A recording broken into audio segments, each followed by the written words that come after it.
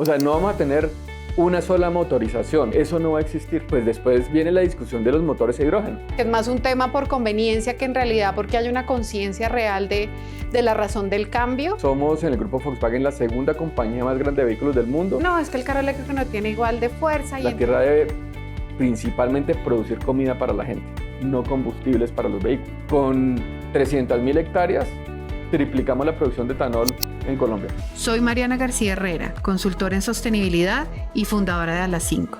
Y hoy te doy la bienvenida a ESG Stories, un canal que busca promover las acciones corporativas alrededor de la sostenibilidad de la voz de sus principales líderes.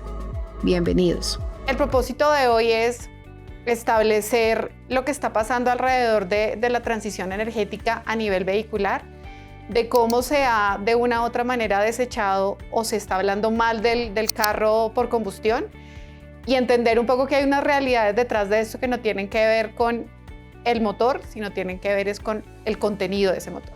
Entonces, pues nada, Juan Felipe, bienvenido. No, Mariana, mil gracias por la invitación, felices de estar aquí y pues muy contentos de poder hablar de la transición energética con sentido, como dijiste.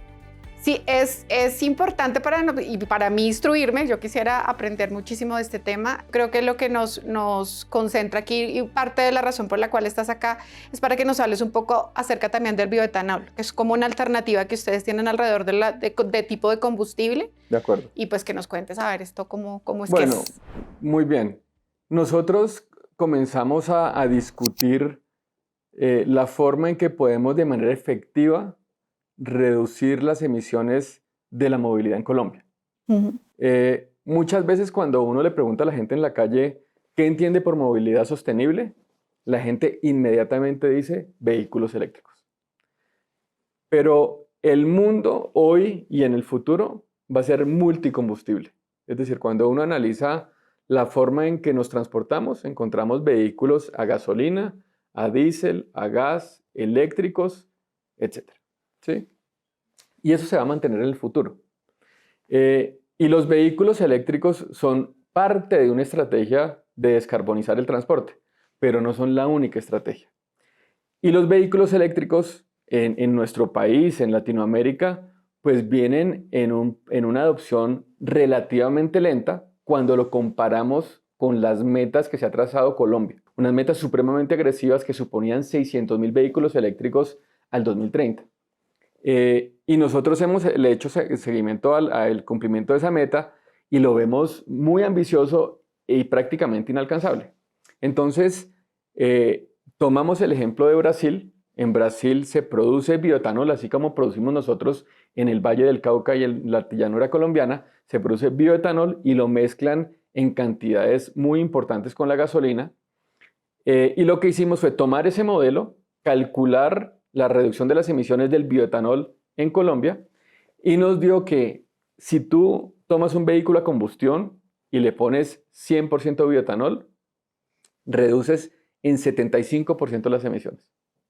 Cuando medimos las emisiones de producir ese combustible y de usar ese combustible en el vehículo. Entonces, y el tema que estamos teniendo es que si los vehículos eléctricos vienen adoptándose de manera muy lenta, ¿qué hacemos mientras tanto? Y en el mientras tanto, entonces podemos implementar en Colombia una estrategia de promover vehículos con bioetanol que reduzcan de manera inmediata las emisiones. Entonces, vehículos con bioetanol se producen en Brasil. Todas las marcas que hay en Brasil, y hay más de 20, producen vehículos que llamamos Total Flex, que utilizan esta tecnología del bioetanol y que hoy reducen de manera efectiva las emisiones en Brasil. Entonces, lo hemos promovido acá de manera muy intensa como una medida complementaria a todas otras que se estén haciendo para reducir las emisiones. Entonces uno mira pues, los vehículos eléctricos, ¿sí? Que tienen, vuelvo y repito, van adoptándose de manera un poco lenta. Hay una gran cantidad de vehículos híbridos en Colombia, especialmente por la extensión del pico y placa. Hay vehículos a gas convertidos o dedicados, algunos vehículos de carga dedicados, otros más pequeños convertidos, pero también creemos que si queremos llegar a cumplir con esas metas de descarbonización, debemos promover el bioetanol en Colombia. Y eso es lo que hemos hecho durante 2 años y medio, casi 3 años, de estar discutiendo ese tema con unos avances muy importantes. El primero es que cuando uno le habla a alguien de que hay un combustible que reduce 75% las emisiones, ¿sí? Todo el mundo le parece pues un argumento suficiente para abrir la discusión. Y lo que nosotros hemos logrado en estos años es crear un ecosistema que esté discutiendo el tema del bioetanol. El gobierno actual, dentro de su plan de desarrollo y en el documento de transición energética, ha incluido el bioetanol como un elemento importante en el cumplimiento de las metas de la transición energética justa, ¿sí? Lo cual nos parece un buen avance. Están por publicar una hoja de ruta de los biocombustibles en Colombia y ahí, digamos, hemos discutido varios temas y creo que estamos muy satisfechos con que en un par de años vamos a tener un ecosistema ya efectivo de suministro de bioetanol en las estaciones de servicio y lo que más nos interesa es que hay una reducción efectiva de las emisiones. Juan Felipe, yo tengo una inquietud con esto y es, en Colombia específicamente, bueno, voy a empezar por esto, el canal busca evidenciar y de pronto también darle a conocer a las personas las iniciativas corporativas alrededor de la sostenibilidad. Creo que muchas personas hablan de sostenibilidad muy desde la tendencia y desde la moda y no desde un conocimiento auténtico de las decisiones que toma.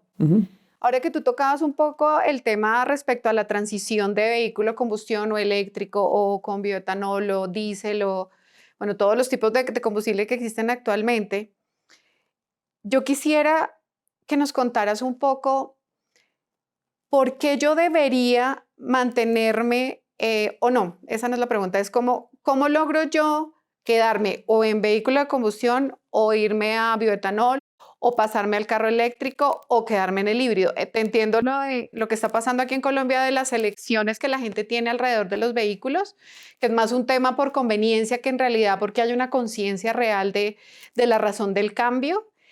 Y la otra cosa es cómo, o sea, es entender y conocer. Tú representas dos marcas, o representas muchas, representas 5 o 7 marcas, pero para mí las más conocidas de mi ignorancia, obviamente es Volkswagen y es Audi, ¿cierto?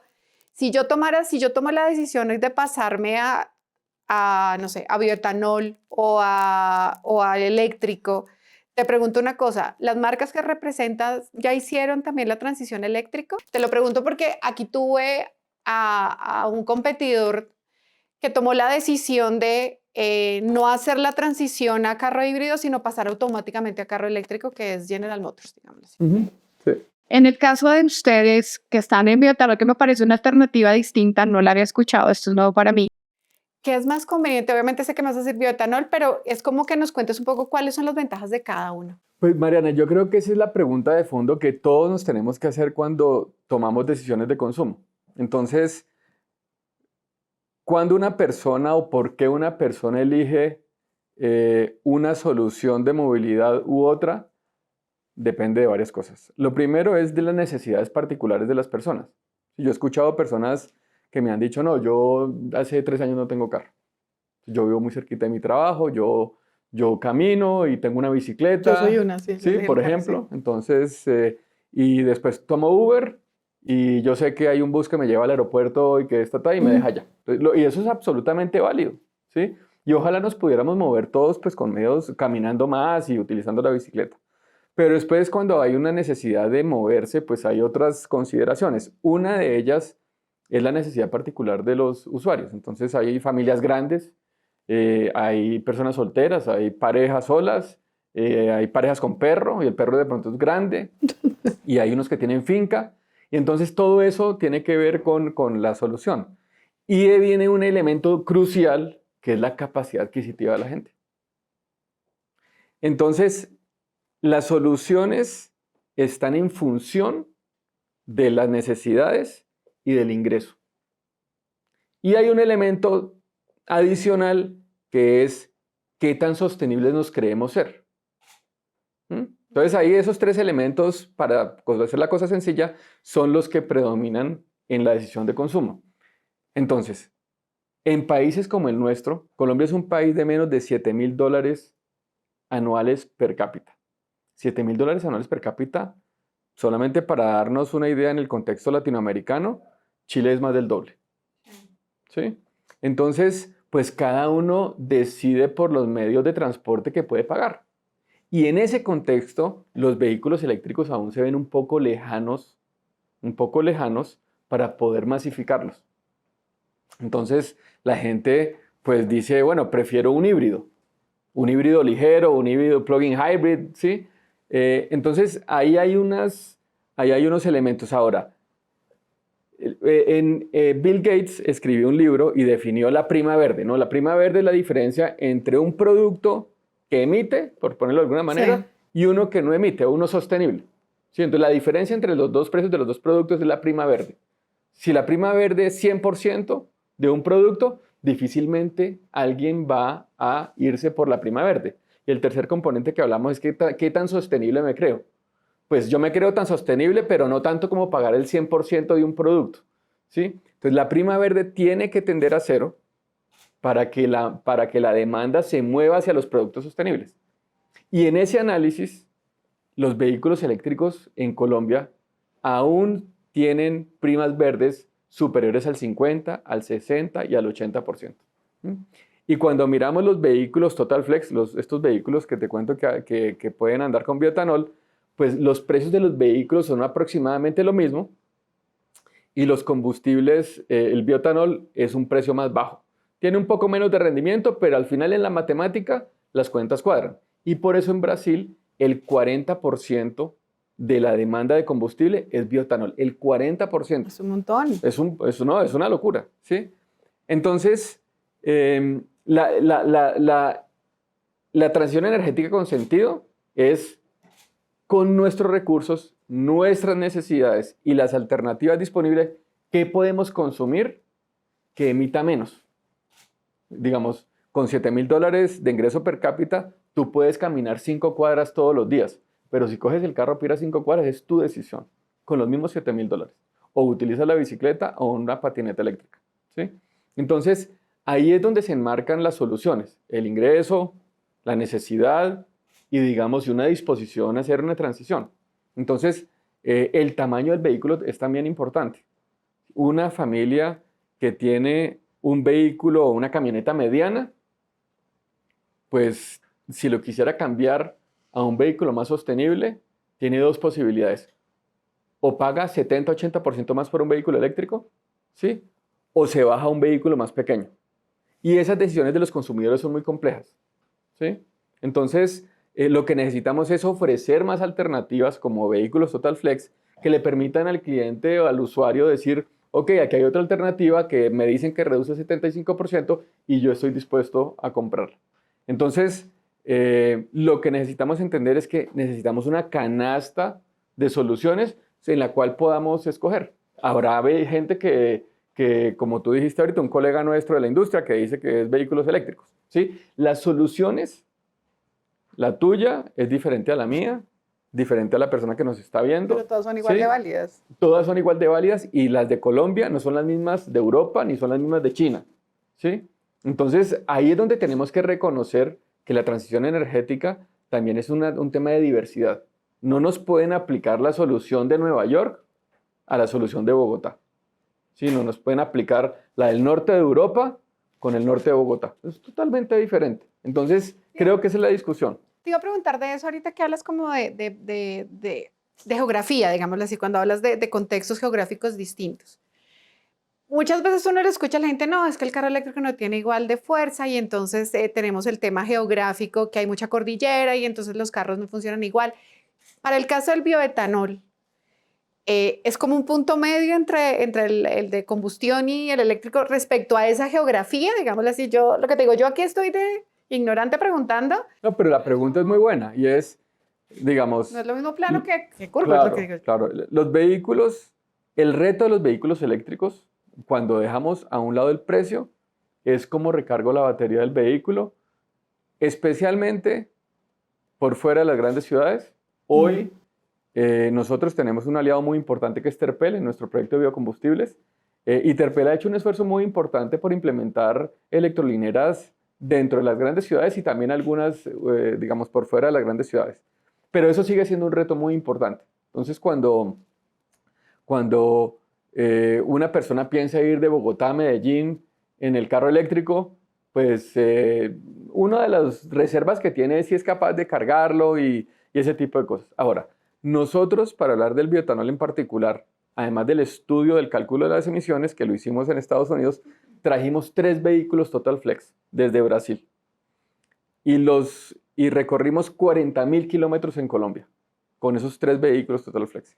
En Bogotá, por fuera de Bogotá, y el vehículo se desempeña perfectamente bien, ¿sí? Trajimos 3 vehículos, los rodamos y funcionan igual que un motor a combustión en Colombia. Entonces, sobre eso no hay dudas. Los vehículos eléctricos yo creo que no tienen muchas objeciones en cuanto a su desempeño. Tienen, como he dicho, un torque muy alto al inicio, entonces el vehículo sube muy bien, pero además baja bien porque tiene regeneración en el frenado y puedes frenar recargando la batería, etc. Entonces tampoco hay muchos temas del desempeño de los vehículos eléctricos, ¿sí?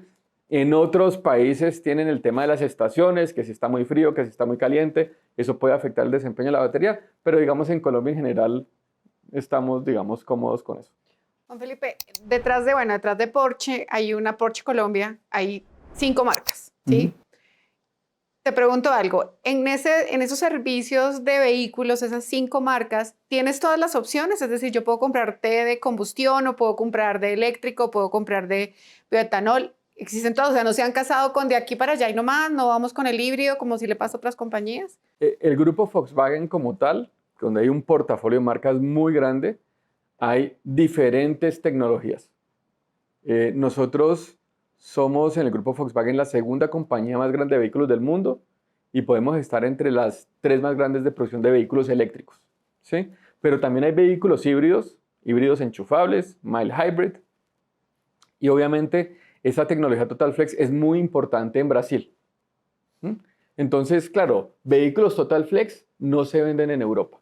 Y no se venden en Europa porque la realidad es diferente, la regulación es diferente, el ingreso per cápita es diferente. Entonces, y también la producción del bioetanol en Europa es muy limitada. En Europa no hay tierra, ¿sí? Entonces ellos no pueden promover una solución que necesitan tierra para producir biocombustibles. Y tienen una discusión de que como hay poca tierra, la tierra debe principalmente producir comida para la gente, no combustibles para los vehículos.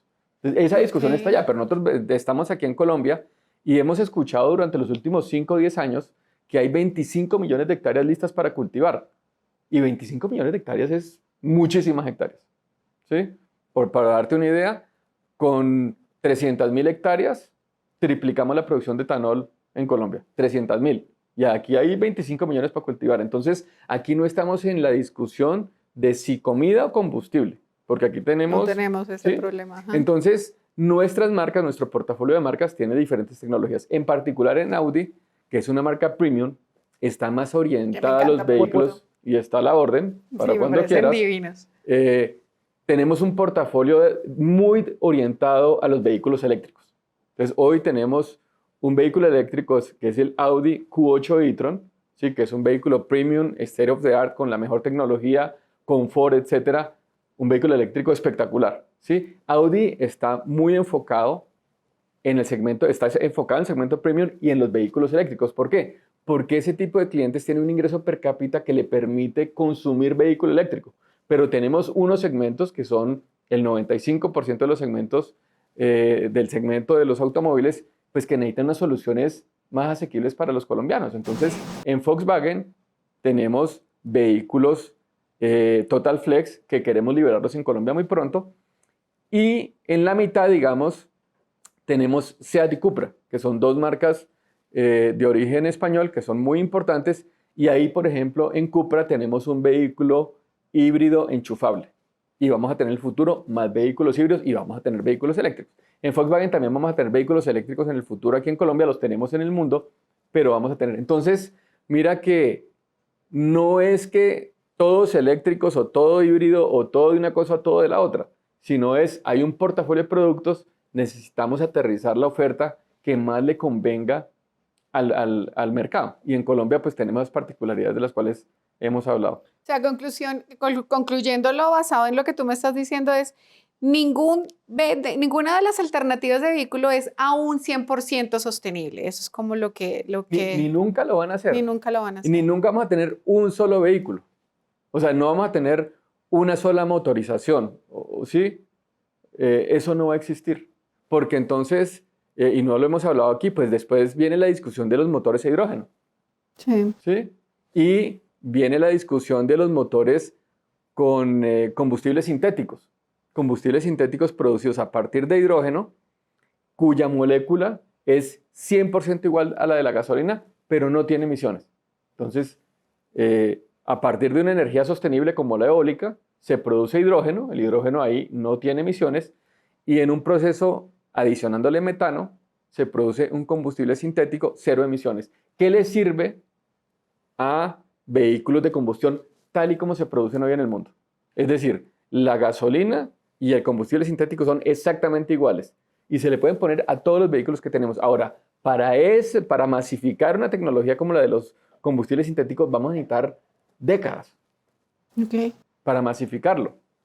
Evidentemente la tecnología está disponible, pero tiene que ser madurada y tiene que escalarse. Uno de los temas más retadores de la tecnología de la transición energética es la escalabilidad. Es la escalabilidad. Tú has escuchado, por ejemplo, que hoy se captura carbono en el aire. Ok, pero vale una millonada. Sí. Entonces, la tecnología está ahí, pero hay que madurarla y después hay que hacerla escalable. ¿Sí? Entonces, volvemos al punto. ¿Qué podemos hacer hoy por este planeta? ¿Qué podemos hacer en 5 años? ¿Qué va a ser efectivo en 10 años? ¿Y qué va a ser efectivo en 30 años? Y ahí es donde queremos centrar la discusión. Bueno, yo te voy a sacar un poco de ese expertise que es mucho y te voy a preguntar, ¿quién es Juan Felipe? El que está detrás de todo este conocimiento gigante que tienes alrededor de esto. ¿Quién es Juan Felipe? Juan Felipe es papá, Juan Felipe es esposo, Juan Felipe... Sí, todas las anteriores, claro. No, claro, yo estoy casado hace más de 20 años. Felizmente casado, muy felizmente casado.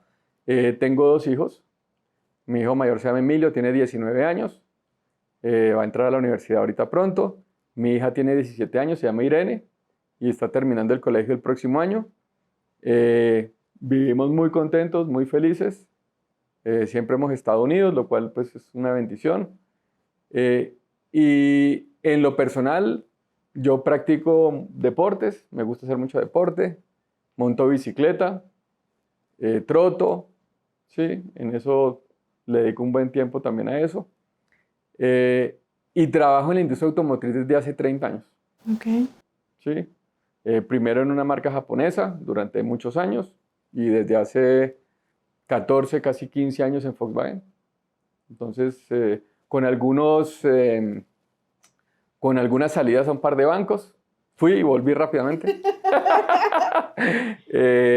Entonces, ahí, y digamos, y después de tanto tiempo de estar en el sector automotor, tanto en un ensamblador acá como en áreas financieras de la ensambladora y ahorita en Volkswagen, yo creo que hay una reflexión muy profunda. Sí, una reflexión muy profunda y es el rol del líder va más allá de cumplir los objetivos del presupuesto. ¿Sí? Yo no tengo en la descripción de mi cargo promover el bioetanol, ni lo hago para vender más vehículos, porque si esta tecnología la tienen 20 marcas y abro el espacio para que se venda la tecnología Total Flex, pues yo no gano tampoco mucho. O sea, vamos a seguir vendiendo vehículos, ¿sí? Entonces vuelvo y repito que el reto o la esencia no está en cumplir los objetivos que están en el presupuesto, ¿sí? Yo creo que los líderes tenemos que trascender eso y mirar en este contexto, porque el contexto de la transición energética nos está mostrando todos los días los efectos que tiene sobre la vida de las personas. Sí. ¿Sí? O sea, se están muriendo personas. La gente creíamos que a Bogotá no le iba a pegar muy duro el tema de la transición energética y uno sale a la calle un día y el reloj el termómetro del carro le marca 29 grados. Sí. Y eso no lo veíamos. No lo veíamos. No pasaba. ¿Sí? Y los aguaceros estos están una locura.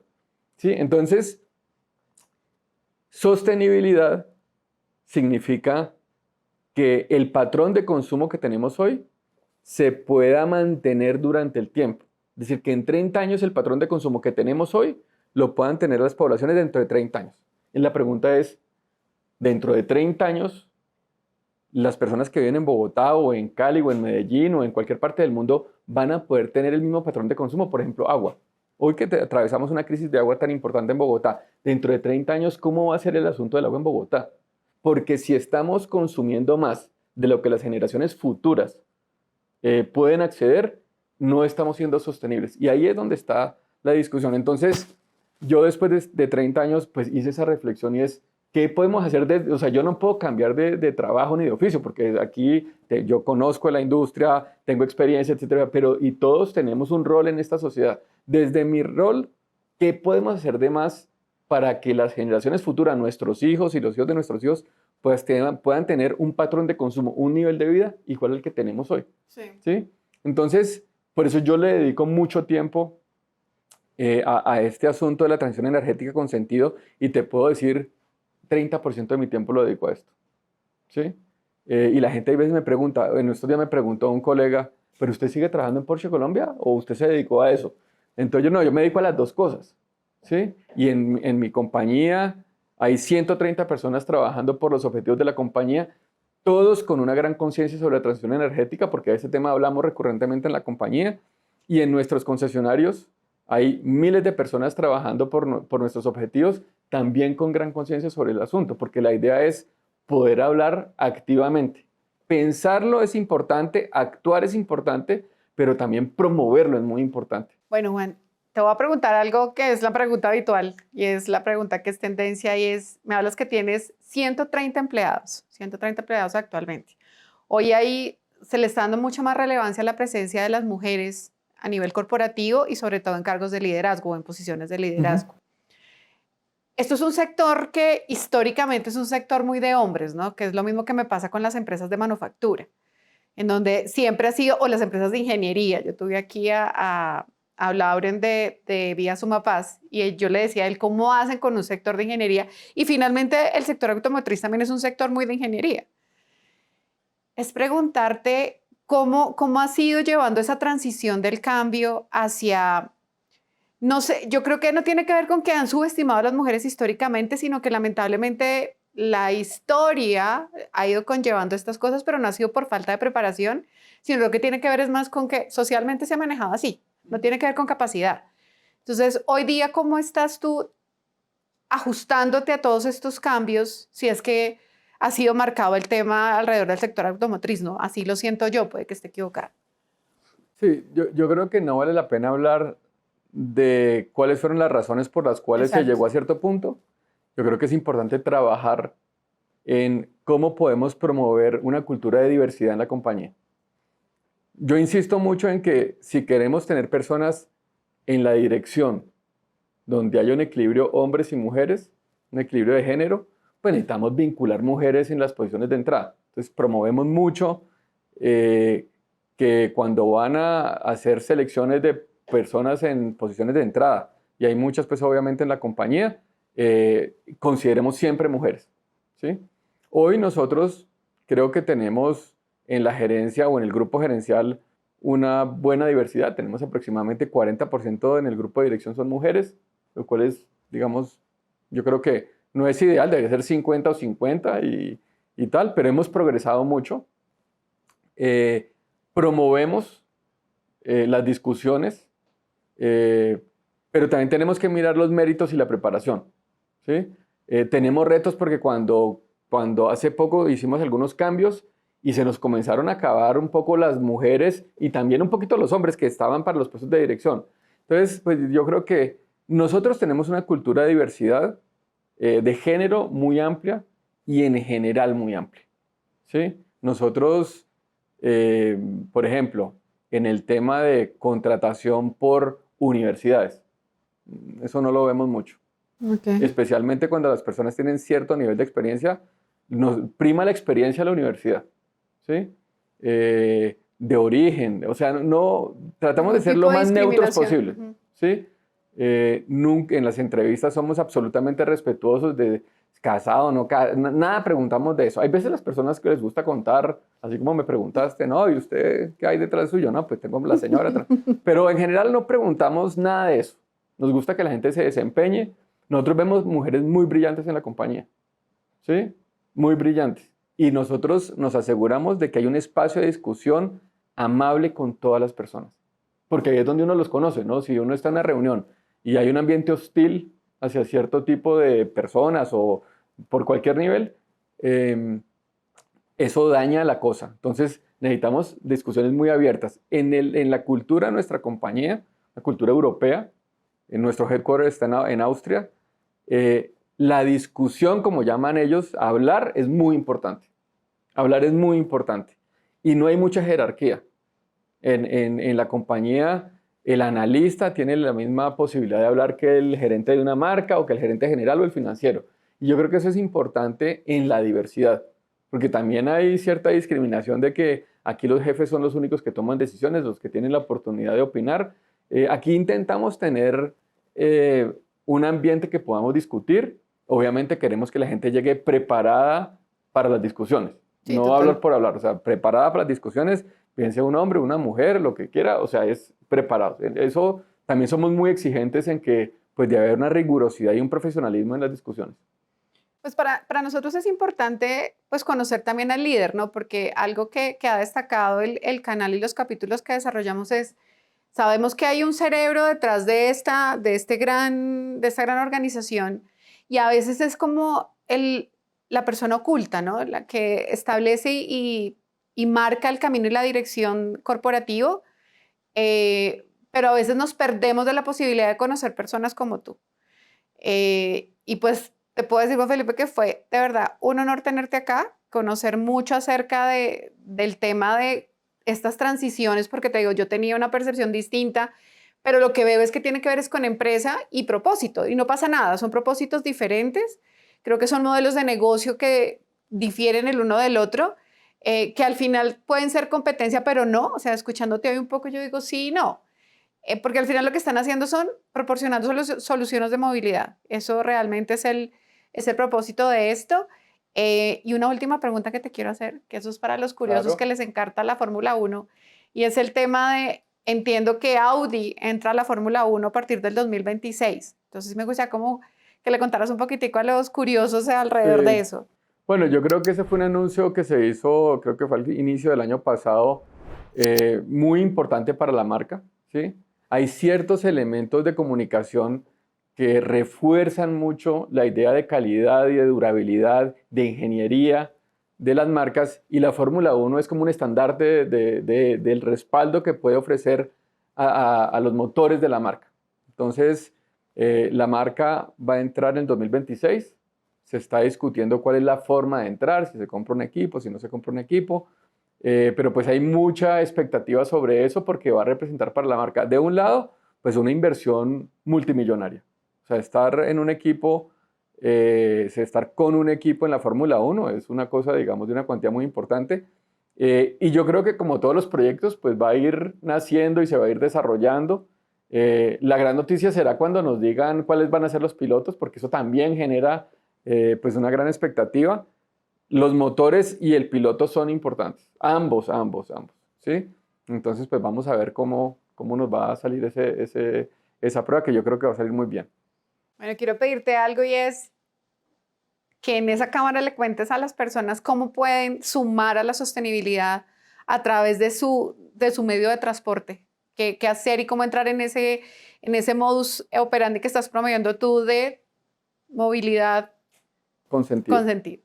Sí, yo creo que el mensaje es un mensaje muy claro, y es que pensemos cuál es la movilidad con sentido para cada una de las personas, para cada una de las familias, para nuestra ciudad. Cuando tengamos la oportunidad de caminar, caminemos.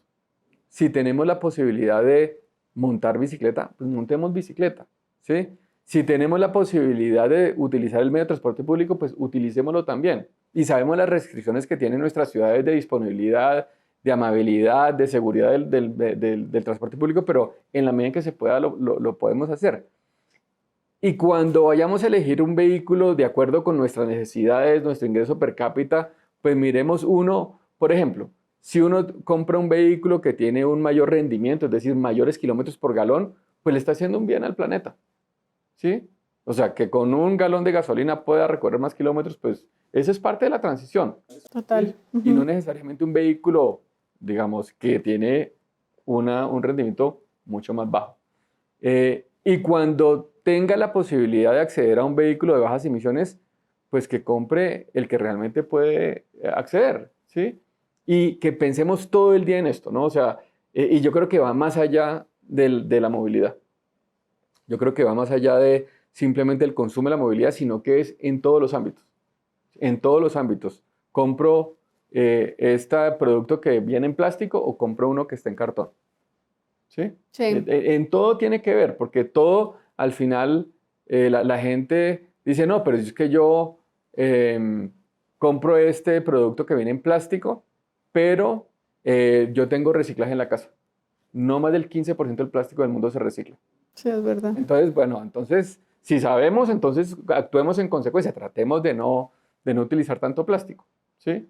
Entonces, pues la invitación es que la gente realmente haga pasos concretos en una transición energética que tenga sentido para cada uno de nosotros y también para las familias. Juan Felipe, muchas gracias. Pues nada, Porsche Colombia, una compañía que está comprometida con la transición energética. Muchas gracias.